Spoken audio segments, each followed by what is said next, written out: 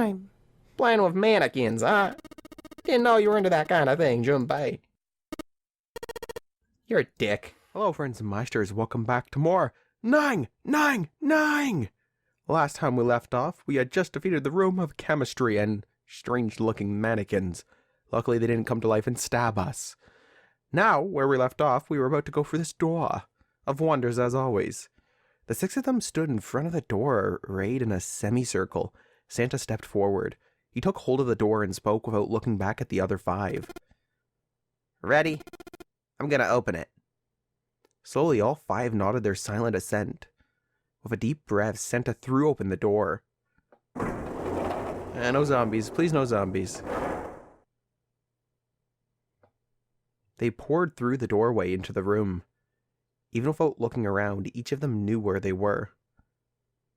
They were just where the map had said they would be. The same room they had been in not so very long ago. Oh no. The tremendous central hospital room with empty beds from wall to wall.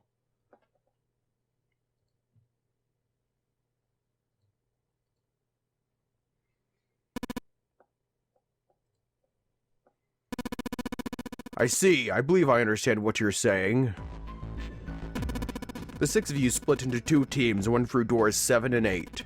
You solved the puzzles in the operating room and the laboratory and then met one another in the hallway after opening the door. He looked like anyone might after only just waking up, but it seemed his brain was working as well as ever.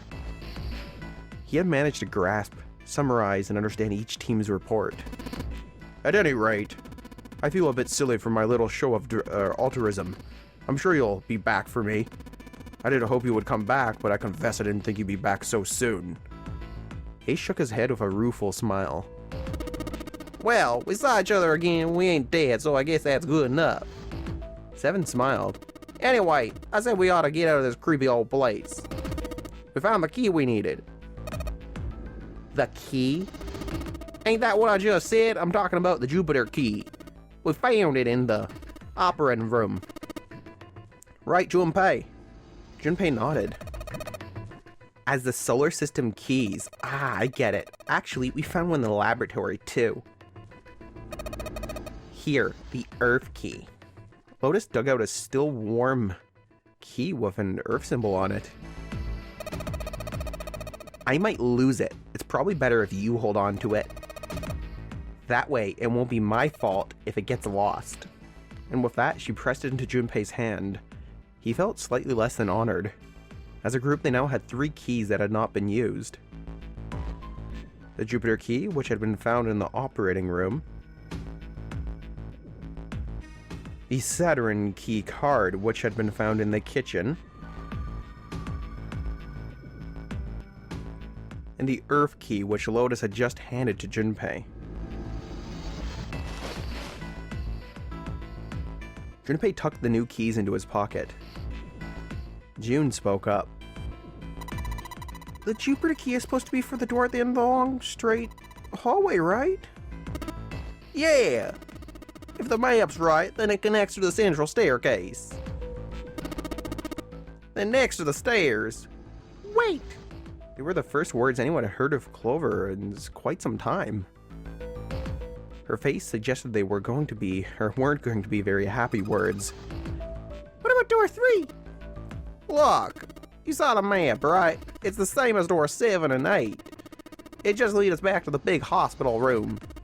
There's no point in seeing what's on the other side of that door. There is a point. At least there is for me. There were tears in her eyes, but she glared at 7 as hard as she could just the same. She looked very much like a frightened puppy.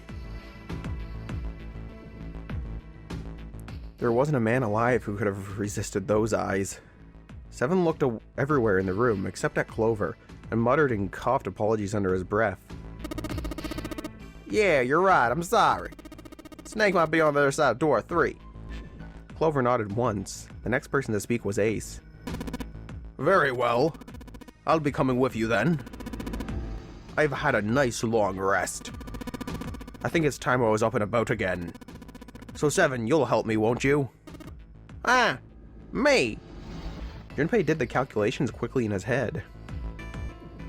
4 plus 1 plus 7 equals 12, then you add 1 and 2 and you get 3, so that works out.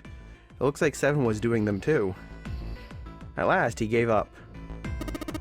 Damn. Well, I guess that's how it's gotta be. So I'm going with you, huh? Yes, you are. Alright, let's get moving. The sooner the better. And so it was decided that Clover 8 and 7 would discover what lay beyond door 3. Okay, we're heading out. Be careful. I didn't think I'd be hearing that from you, Lotus. Don't let it get to your head. I'd be in trouble if the 3 of you brought it. The rest of us can't open the 9th door if you died. Yeah, the truth comes out. 7 nodded as if the answer made much more sense and pulled a lever on the red. Not so much that she cares for you, just you might screw her.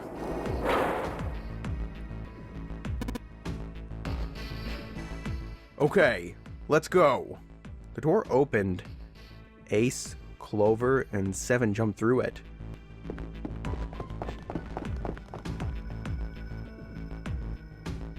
Six, 7, 8. After exactly 9 seconds, the door closed noisily. Alright, we should get moving too. Huh? Get moving? Where are we going? Everyone except Lotus seemed rather confused. Well, it would be a waste of time just to sit around, wouldn't it? Let me explain.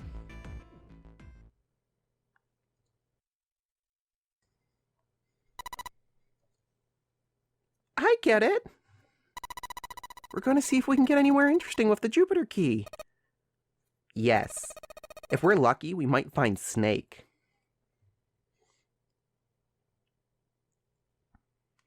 They were at the end of the hallway lined by individual hospital rooms. The Jupiter symbol was engraved on the keyhole. All right, Junpei, open it if you please. Yeah, on it. Junpei pulled the Jupiter key out of his pocket and slid it into the keyhole.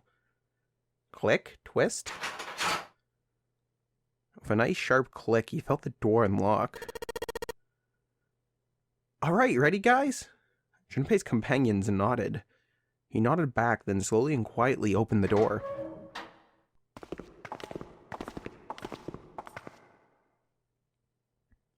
Huh. Inside was exactly what he expected to see from the map of the ship's interior.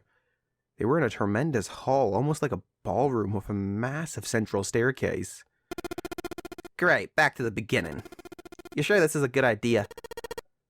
What do you mean? Well, we already searched every inch of this room, didn't we?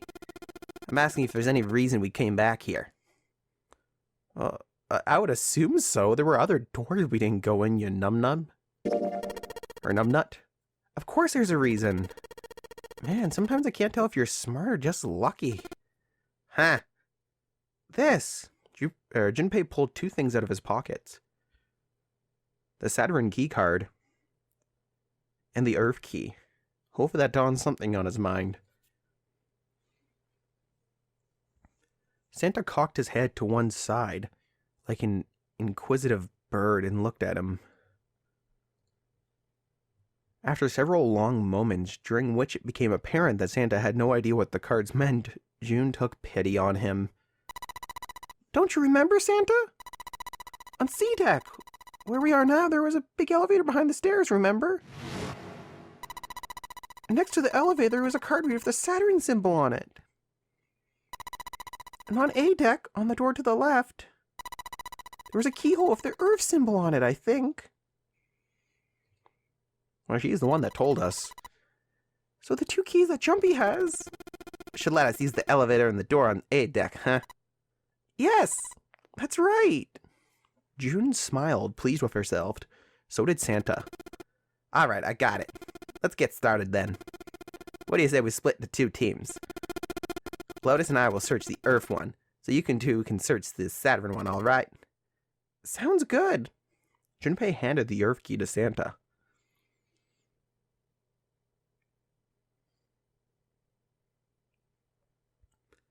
They decided that their initial search should be brief, only 10 minutes. They'd meet back near the staircase once they were done. Junpei and June headed for the elevators. Sure enough, there was a card reader bolted to the wall next to the left elevator.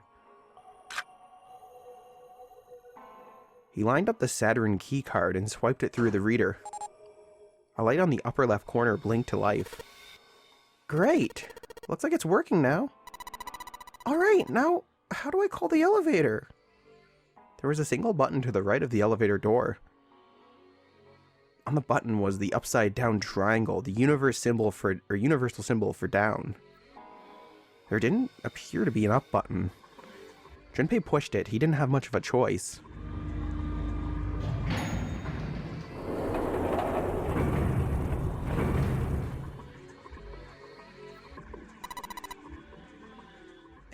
It opened! Look, Jumpy! Jun's voice was excited, but Junpei could hear a tinge of anxiety. Sweet, it opened! Let's get going! He grinned at June and stepped towards the open door. As he was about to set foot, he felt a hand on his arm. Wait! What? I'm not really, oh gosh! Junpei was at something of a loss. What could she possibly be so frightened of? June was probably afraid of being locked up alone with a boy. She's obviously not afraid of that with the stuff she said to us. Probably afraid of the fact that we can only go down. She was afraid because the only elevator button pointed down. That meant, of course, that the elevator couldn't go any higher than the floor they were on. As he thought about it, Junpei realized he hadn't seen elevators on the A or B decks near the central staircase. All of which was meant that the elevator could only convey them to the lower decks. And the floor below that one they were on, D deck, should be completely submerged. That meant... Hey, wait a minute! This elevator came up from somewhere under us, right? Well, yes, I guess it did. It didn't open right away after you pressed the button. There was a motor noise, like it was moving, and then it opened. Yeah, exactly. Yes? So take a look inside. It's not wet, is it? Junpei jerked his head towards the interior of the elevator. It's not wet at all, is it? I see what he's getting at, so it must be some sort of seal on it. The walls and even the floor are totally dry. Oh, you're right, they are! She looked around the elevator, slightly embarrassed. Well, let's test it. Test it? Yeah, watch this. Junpei put one foot in the elevator and bent around the corner of the door until you could see the floor buttons. There were only two, E and C. He pushed the E button and jumped out of the elevator. The door slid shut and they heard the grinding of the motor as the elevator car moved down.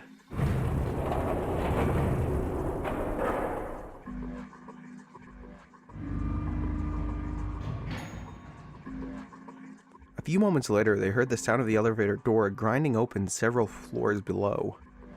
Junpei nodded to June and pressed the elevator button again.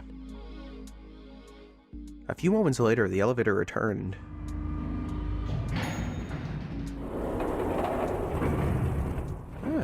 Try again. The door slid open, and just as Junpei had expected, there was no water to be found. So could this section of the floor could be a completely different compartment then. See? Junpei couldn't resist puffing out his chest just a little bit. June, however, still looked confused. What does that mean? How can the E deck be safe if the D deck is full of water? Well, here's what I think. The elevator shaft and E deck must be watertight and separated from wherever the ship's been punctured. Yeah, kind of like blast doors. Here, let me show you. He pulled out his notebook and pen and sketched out a rough illustration. C deck, E deck. I see. So this is why the ship hasn't sunk? The shape of inside keeps it all from filling with water? Yeah, I think that's what's going on. Junpei continued talking as he closed the notebook and slipped it back into his pocket. So I'm gonna go down and check it out. You stay here, alright? But... Come on, just do it, alright? He gave June's shoulder a reassuring squeeze and hopped onto the elevator. I don't know if I like this idea either. He pushed the E button and the door began to close. June looked worried, her eyes darting back and forth as she were trying to make a decision when suddenly... "I'm coming with you!" "Huh?" At the last possible moment, June dashed forward, turning sideways just in time to slip through the gap between the closing doors. Junpei jammed his finger against the open button, but it was too late. The door had shut, and he and June were in the elevator and was headed down to E deck.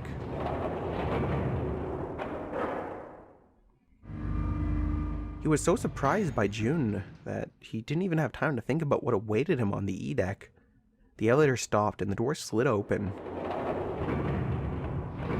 They stepped off onto the floor outside the elevator. Nothing seemed especially unusual. No fish going about their fishy business or a jellyfish floating lazily through the water. That picture. There was, however, a blowfish, or at least something that looked very much like one. June's cheeks were puffed out and her mouth a tiny, intense frown. Oh, knock it off. It's just like I thought. This part hasn't flooded. Come on, just look around. There's no water here. June looked around nervously then. Exhaled. You're right. It's not flooded at all. See, what did I tell you? But there's a whole lot of water. Yeah, right on top of us. What's going to happen if the ceiling breaks? Junpei thought about that for a moment. We'd probably die. Oh no, don't be so casual about something like that. At any rate, we should probably go back as soon as we can once we're done looking. Around down here. Lotus and Santa might already be back. Okay, good idea. Junpei glanced around the room they'd found themselves in. The first thing he noticed was a set of thick iron bars.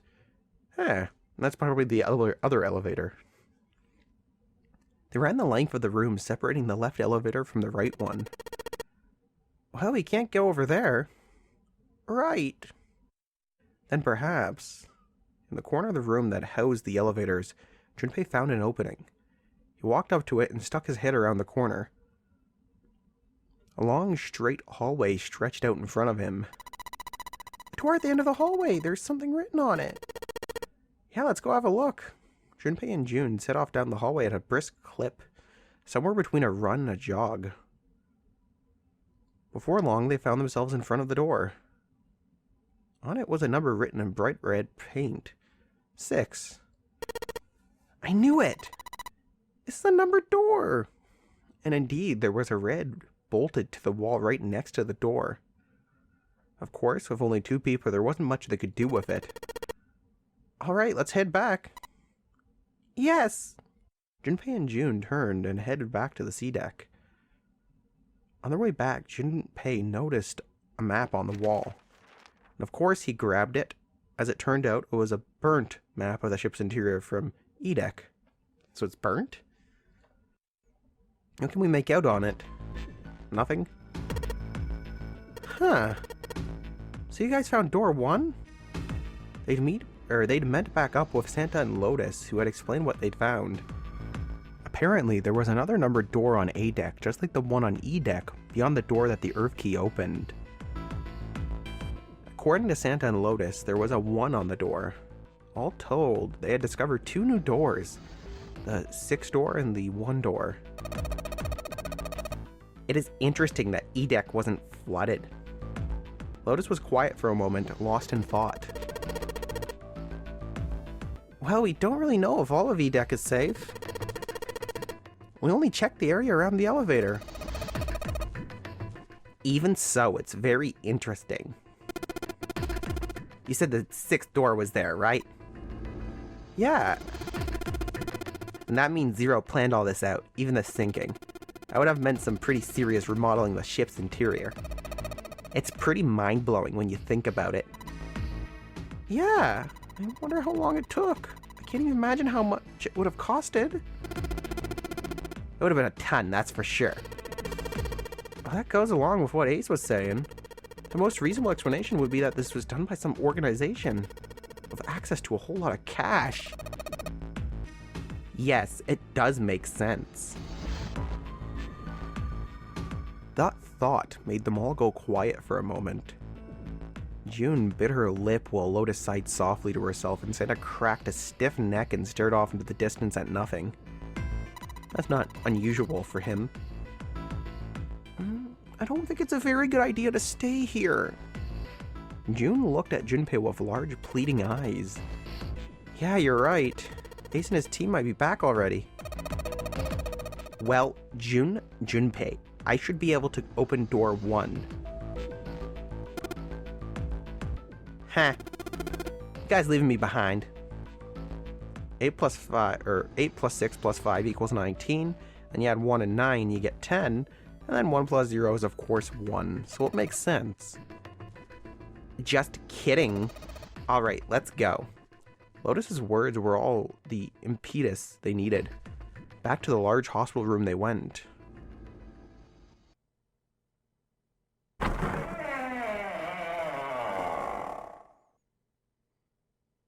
The moment they stepped inside, a tremendous voice echoed across the room. Hey! Where the hell did you guys go? It was 7. Ace was right behind him. Clover was behind Ace, although she seemed to be hanging back. It looked as though there was something strange about them. 7 had the look of a man who had seen a ghost. Ace was just as pale.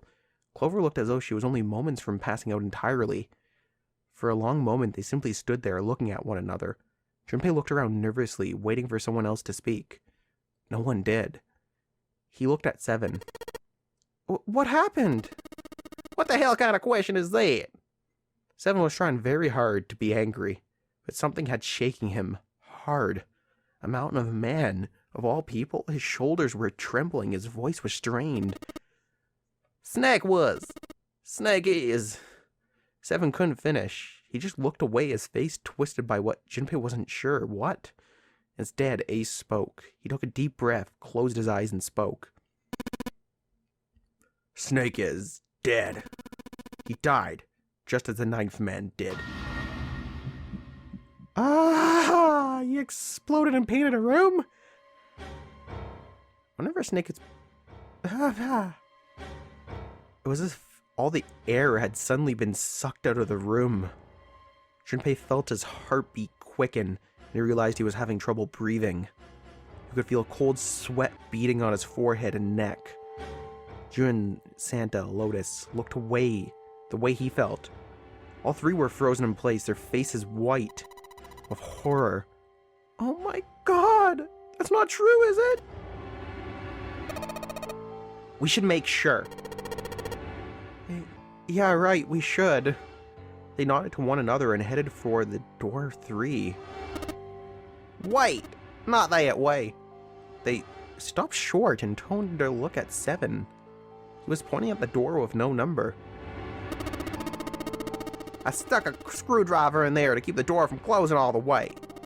It's not locked, so you can go in that way. Where is he? The shower room on the left side of the hallway. I put a broom in there too to keep the door open. We can get in without going through the numbered door, right? Yeah, that's right. Their new destination clear, Junpei and his companions headed for the door with no number. Oh god, I don't want to see this again. Once in the hallway, it was easy to spot the metal door on the left wall, and hadn't been open when they'd been there or through there before. But now, just as 7 had said, there was a broom stuck between the door and the frame, keeping it open. They looked at it for a moment, then stepped inside. It smells horrible. Lotus wrinkled her nose and covered her mouth in disgust. Even Santa pinched his nose shut. Yeah, it's pretty awful. I feel like I'm gonna puke. It was just as bad as they said, perhaps worse. A hideous smell filled the air, so thick they could almost taste it. It was sour and smelled of fish, feces, and burnt meat. It worked its way through Junpei's nose and down his throat, to pound against the entrance to his stomach. He put his hands over his mouth and struggled to keep what little was in the stomach where it belonged. Oh, dear God, and there's letters on the wall now, too. They didn't have to wonder where the body was. There was blood everywhere. a few arms of splatter reaching towards them as they walked through the door. All one had to do was follow the many radial arms to the source. The body itself was hidden behind a divider. June, you should stay here. But Please, just do me a favor, okay? Alright? He didn't give her a chance to say no. He put his hand on her shoulder as if to shove her into the ground like a tent pole, turned and walked towards the end of the divider. It felt like it took an eternity for him to get there. Santa and Lotus followed, timid and nervous as a pair of children. Eventually, they reached the divider. They looked at one another and nodded slowly. Junpei put his hands on the divider and peered around the corner. For a moment, he forgot to breathe. He felt his heart collapse in its chest like an empty cigarette carton, and time froze. He knew in that instant they would take the image before him to the grave. What was left of the body sat in a sea of blood. Chunks of flesh torn from the body sat in the blood like tiny islands in a great red sea. Oh. A vast ragged hole had been torn in the torso, and what remained of his intestines spilled out of it like fresh spaghetti. Rigatole. Smaller chunks of meat had splattered against the wall and began stuck there as they dried, or became. Globulous yellowish fat had left trails like tiny slugs as gravity pulled them down the wall even as they dried to it. Just like Ace said. Santa's voice was strained. Junpei suspected he was holding down some vomit of his own. Just like the ninth man. The detonator in his bracelet set off the bomb in his gut. It looked as though the explosion had been quite powerful. His legs were both bent in an odd and natural way, and his left arm had split open, exposing the painful white bone of his ulea. His bracelet lay next to him. It seemed to have hit the wall hard enough to shatter the display, which lay on the ground in pieces. Half his head had simply collapsed. The blood coating almost made it look like a raw pizza dough covered in tomato sauce. His clothes, too, were covered in blood. The burgundy tie, the white shirt, the jacket with the yellow piping, and the gray slacks. They were all familiar to Junpei. No mistake about it. That's Snake. Lotus's voice was unnaturally deep and strained, and Junpei heard it catch in her throat. Oh, God. Another one's dead, another one's dead, another one bites the dust. No. The squeal of tortured metal made Junpei's teeth curl. It sounded like the noise a ghost would make. No matter how many times he heard it, he never got used to it. Every time it put him on edge. With good reason. It didn't help that there was a girl nearby who looked far more like a ghost than a living human should. It was Clover. She was right. Her brother was dead. She sat on the edge of the bed, her head drooping listlessly onto her chest. Her eyes were blank and stared across the room at nothing. Her breathing was slow and mechanical. Aside from the rise and fall of her chest, she didn't move. Junpei felt as though even a nudge might cause her to shatter into 1,000 pieces. Snake was probably murdered. Oh no, that's the wrong voice. Snake was probably murdered. Chances are he's killed the same way the ninth man was. Seven lowered his voice, likely in effect to keep Clover from hearing what he had to say. There were 4 other people in the room with Junpei and Seven. Ace, Santa, June, and Lotus. Seven looked at each one of them in turn and continued. It's pretty straightforward. Not that hard to figure out how they did it. First, the killers got Snake to authenticate on the red to open door 3. Then they shoved him into it, alone. And waited 9 seconds for the door to shut. Once that door shut, it was over for Snake, but he didn't give up. Probably knew it wouldn't do him any good, but he probably ran into the shower room looking for the dead. It was a small chance, but it wasn't like he had anything to lose. Unfortunately, it didn't work. The detonator is only deactivated if everybody who authenticated and went in uses the dead.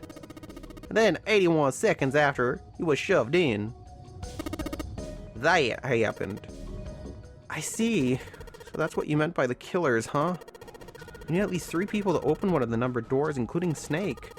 It wouldn't open for Snake and a single killer. Right. Exactly. That means we're looking at multiple perps here. Junpei crossed his arms and grunted.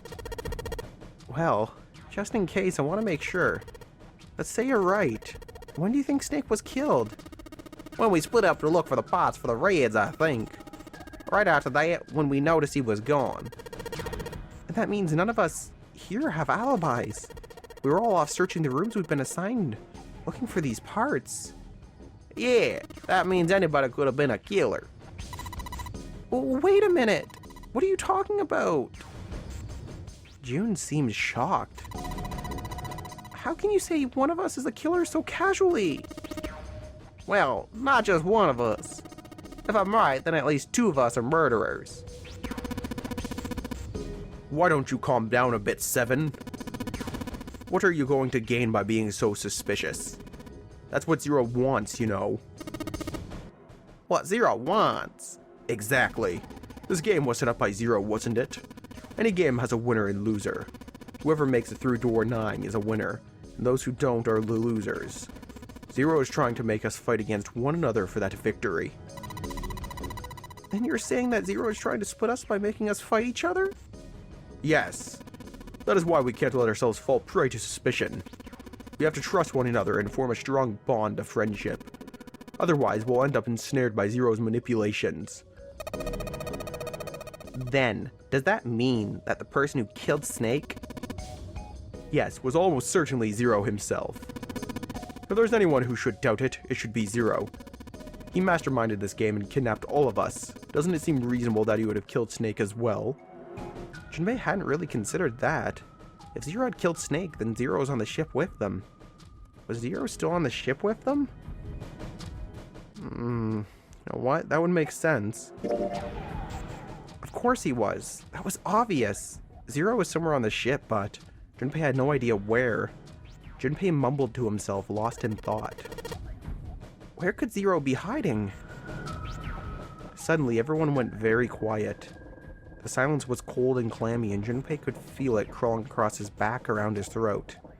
Again, he heard the ghosting moaning noise. Moments later, a person who looked more ghost than human appeared. It was Clover. She looked at the floor as she spoke, and her voice was a cold monotone. I think Zero is one of us. Huh? Every human body in the room froze. The only sound was a muffled rustling of breath. Eyes darted from face to face. One of these faces was the face of their jailer. But who? Junpei said, I want to say that's crazy, but it's absolutely not, because that would explain how this person killed him. They would need one other accomplice, though. But it's possible. Definitely possible. Well, that's possible. Huh? Like Clover said, Zero might be one of us. What are you saying, Jumpy? Didn't you hear what Ace said? Exactly. I said we shouldn't suspect one another for no reason. No reason? I've got a great reason. And what's that? The bracelets. He held at his left arm. Why are the bombs inside our bodies connected to the bracelets? You're all thinking Zero's hiding somewhere watching us, right? If he's doing that, then you could just detonate the bombs by remote control if someone did something they weren't supposed to. It would be a lot more precise and a lot easier. But if that's the case, then why is the bomb set off by detonators in the bracelet? Huh? You got a point. I'm not done. Try applying the same ideas to the nonary game. All the puzzles here run all by themselves. In other words, Zero doesn't have to be controlling them from the game to move forward. Why is that? Why would Zero bother to do something like that? Junpei let the question hang in the air and looked at the others. He does have a point, but it'd also be easy management-wise if you could just leave it. So let's say you and Clover are right. Zero's one of us. If that's the case, then it'd be really hard for him to keep track of all of us, or control anything remotely. Which is true. Doing that, without being able to see everyone, it's just impossible. That's why all the puzzles run by themselves. That's what you're getting at, right? Yeah. Junpei nodded. 7, when were we were talking earlier. You said one of us could be Snake's killer, right? Yeah, something like that. Alright then, I've got a question for you, Ace. You said something like Zero must be the one who killed Snake, right? Yes, something like that. I can't think of any other explanation. So, what do we get if we combine these? They fit together pretty well, I think. Something like this. Whoever killed Snake and Zero equals Zero and equals one of us. 7 and Ace's theories aren't mutually exclusive. They actually complement each other pretty well. At least they do if Zero is one of us. No one spoke. Their faces were grim, but Junpei wasn't sure if they believed him or not. I've actually been thinking about that for a little while. All in all, it does make sense. Unless, for some reason, the killer just simply wanted to record us playing a game and watch it for his own enjoyment. That's an option, too. Lotus spoke up. What were his motives? His motives? Yes. Isn't that pretty important? Why would Zero want to hide as one of us? Oh, well that's because, Junpei choked. He hadn't thought of that. He had to be honest with himself. He had no idea. I don't know. Lotus sighed. Well, so much for making a persuasive argument, Junpei. In other words, you had only circumstantial evidence. It's more of a theory, really. I don't think that's enough to go on, you know. Junpei was painfully aware of their eyes on him and their disapproval. He tried to find something else, anything else to look at. Just when he felt he could bear it no longer. Saved by the bell. They heard a bell begin to ring. It was the clock at the central staircase. 3 in the morning. That means we have 3 hours left. Then we need to move, now. 7 Clover, Junpei. I know how you feel, but you do understand that right now it's important we trust one another, don't you? Junpei couldn't bring himself to respond. He swallowed the words he wanted to say inside. 7 and Clover remained similarly silent. Their eyes were looking at something, somewhere else very far away. We must go. We have very little time left. Ace isn't wrong. Ace's words put their feet to moving. They all knew they were where they were going. Their next destination was Mercury. It sat, bolted to the wall near the stairs that led to the casino and the kitchen between the 2 elevators. The Mercury card reader. Junpei stood in front of it with a Mercury key card. 7 had given them the card. I found it when we were checking out the shower room. At least, that's what he'd said. Junpei slid the card through the reader. The light on the reader turned green and made a tiny electronic noise. Now they were ready. Junpei and June had been chosen as the investigators. The reason being that they had been to E deck before, and no one else had. As before, Junpei sent the elevator ahead to make sure the floor they were heading to wasn't flooded. As before, the elevator returned as dry as when it had left. Once it had been checked for water, Junpei and June stepped into the elevator.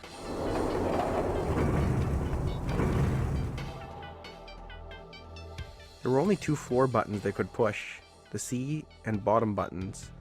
The rest were destroyed or did nothing when they pushed. Junpei hit the bottom button. The door closed. Slowly they began to move downward.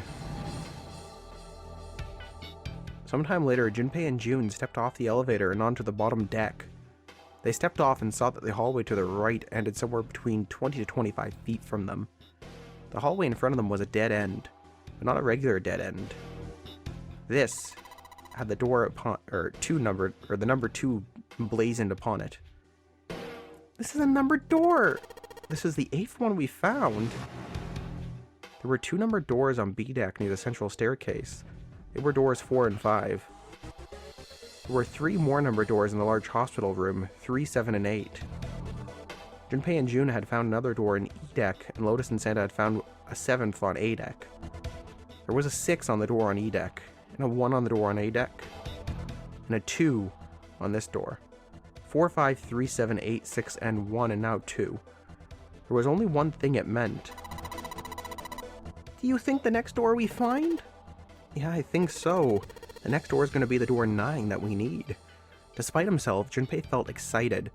There was something about that excitement that frightened him as well. He did his best to put it from his mind and headed to the C deck with June.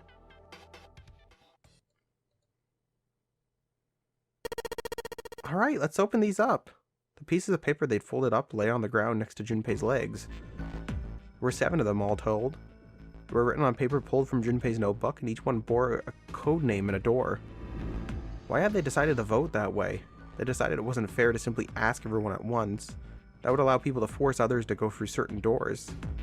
Well, that wasn't the only reason. Junpei had proposed the voting system, and he had a plan. It wasn't a plan he wanted anyone catching wind of, however, so he did his best to act as calm as he began to open and read the pieces of paper. He's fixing it. Their first one read, Ace requests door 1. Yes, I do. Would you like me to explain why? No, we don't have time for that, sorry. Let's keep going. He opened the second one. Next is Santa. He wants door 6. Yeah, that's what I've wrote. Junpei continued with the third and fourth and fifth pieces of paper. Clover wants 1, Lotus wants 2, and 7 also wants 2. Huh? Wait a minute. There's no way I'm going anywhere with the Elephant Man. No. There'd be no point to voting if we let people change their choices because of stuff like that. But just give it up, Lotus. It's not like I want to hang out with some exhibitionist grandma. No way in hell. Oh, hopefully she doesn't hurt him like she did us. I am not an exhibitionist. I'm wearing clothes. Barely. So? Last I checked, that's not a crime. Maybe, but what about common decency? Nobody wants to have to look at a chick who looks like a half-naked raisin. Who looks like a half-naked raisin? No! He's trying to die, I think. Ugh. I'm going to kill you. Lotus's hair flared out like the mane of an angry lion, and she roared with a voice that shook the walls. With some difficulty, Ace managed to restrain her. Junpei, read the rest. Right. Junpei tore his eyes away and looked at the 6th piece of paper. He opened it. June wants door 6. Yes. I don't really have a reason, I just felt like it. All of the papers, save for Junpei's, had been read. He did some quick calculations in his head. People who requested door 1 equaled Ace plus Clover. This was the door on A deck near the central staircase. People who requested door 2 equaled 7 plus Lotus. There was the door on the bottom deck, and could be reached by taking the elevator to the bottom of the ship. People who requested door 6 equaled Santa plus June. This was the door on E deck and could be reached by taking the elevator near the central staircase down. It took him less than a second to run the numbers. He opened the 7th piece of paper and spoke. Okay, the last is mine. I want to go through... It's a good decision. Well, this time, I think I want to go through door 1. My choice is door 1. Santa was unconvinced. Hey, wait a minute there. You're cheating. Cheating? I'm asking if you changed your numbers after you heard what the doors we wanted. How could I do that? I wrote it down on the paper earlier. Let me see that. Junpei shrugged and handed it to him. Santa examined it furiously. The others peered at it as well. As they did, Junpei quickly slipped the piece of paper he'd been hiding in his pocket. Although he never knew it, Santa had justified in his suspicions. Junpei had switched papers. He's a master cheater. He had prepared 3 pieces of paper for doors 1, 2, and 6, and put the paper with door 6 on it into the pot. He put a small mark on it so that he would know which one was his. He He put the paper that said door 1 in his left hand and the paper that read door 2 in his right. When the drawing began, he saw to it that he drew last, just to ensure his cheat, I'm assuming. The rest was easy. A very simple matter. If he wanted to go into door 1, he'd use his left hand, and his right if he wanted door 2. Of course, if he wanted door 6, that would be simple. All he needed to do was not switch anything, and say 6 is what he wanted all along. Well, what does it say? He fought the urge to smirk. Heh, you got lucky. Santa snorted and tossed the paper aside, frustrated. Very well. We've decided on who will go through door 1. Will be Clover, Junpei, myself. 1 plus 4 plus 5 equals 10. 1 plus 0 equals 1. Our only problem is the 2 remaining teams. June and I want door 6. Lotus and I want door 2. That's not good. We can't open either of those doors if only 2 people. Fine. 7 will go through door 6. 3 plus 6 plus 7 plus 8 equals 24. Then you're looking at 2 plus 4, and that's 6. Sure thing. I didn't really want to go through door 2 anyway. Besides, if we've got a younger girl with us, it'll lower the average age. Right, June? Huh? Well, June was at a loss for words. Lotus was not. That pig. You just wait and see. Her eyes were the eyes of a woman prepared to kill. A shiver ran down Junpei's spine. Oh god, please don't kill my one and only friend. 7. He's honestly the best character. Even after they separated at the staircase, Lotus was still muttering angrily to herself. Circumstances dictated that Junpei and June would have to part ways again, but this time it didn't sting quite so much. After all, he knew he would get to see her again. Till we find that door 9, 0 ain't gonna split us up. We might get separated for a little while, but we'll see each other again. Otherwise, we can't open door 9. That's how the known game works. Junpei, Ace, and Clover headed towards A deck. They took out the Earth key and opened the door to the left. It opened and they walked through. It was just as Santa and Lotus had said. At the end of the hallway sat a door with a large red upon it. Red 1. A numbered door. To the left of it, bolted to the wall, was the red. Ace went first and waved his wrist over the scanner panel. Junpei was next. Finally, listlessly, Clover lifted her arm. She leaned towards the scanner panel. The third asterisk clicked to life, shining brightly. Ace took hold of the lever. He took a deep breath and turned to Junpei and Clover. Are you ready? Shall I pull it? Yeah, anytime. Or, yeah, anytime. Clover said nothing. She nodded little more than a lethargic twitch of her head. Very well then, let's go. 3, 2, 1.